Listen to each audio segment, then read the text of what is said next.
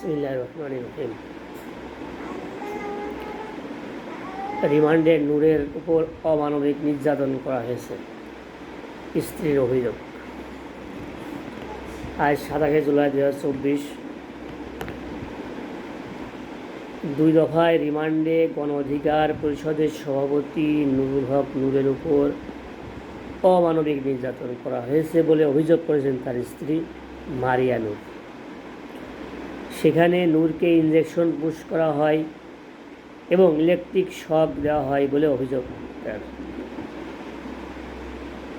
শনিবার ঢাকা রিপোর্টার্স ইউনিটে ভুক্তভোগী পরিবারের উদ্যোগে নুরুল হক নূর সহ আটককৃতদের মুক্তি, রিমান্ডে নির্যাতন বন্ধ ও চিকিৎসার দাবিতে এক সংবাদ সম্মেলনে তিনি এ অভিযোগ করেন। নূরের রিমান্ড নির্যাতনের বর্ণনা করতে গিয়ে সংবাদ সম্মেলনে বেশিরভাগ সময়ই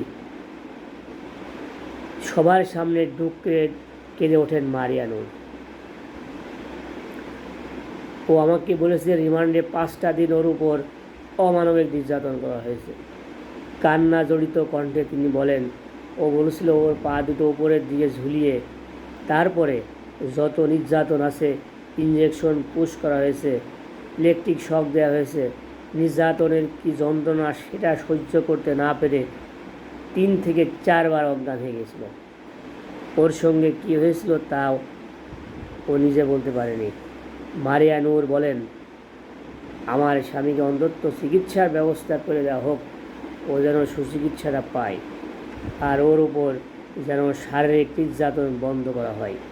আমার রাজনীতি করতে হবে না, দরকার নেই, আমাদের খুব চাওয়া পাওয়ার কিছু নাই। আমার স্বামীকে আমি রাজনীতি করতে দিব না, শুধু ওকে আমাদের কাছে ফেরত দিন।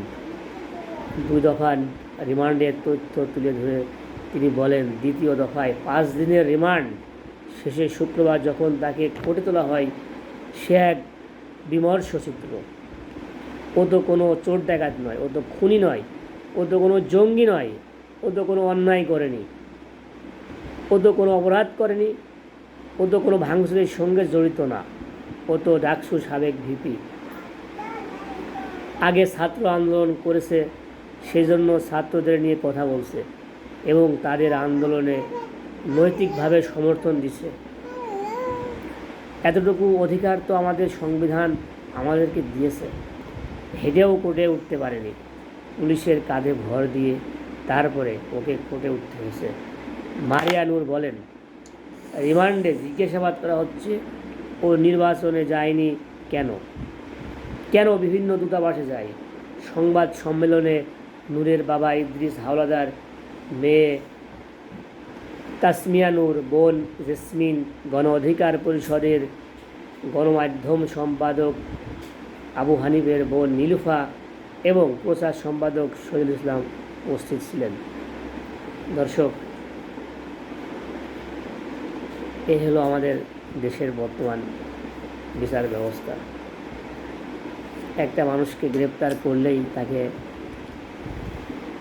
কি নির্যাতন করতে হবে? নির্যাতন, জুলুম নির্যাতন কি আমাদের সংবিধানে কোথাও লেখা আছে?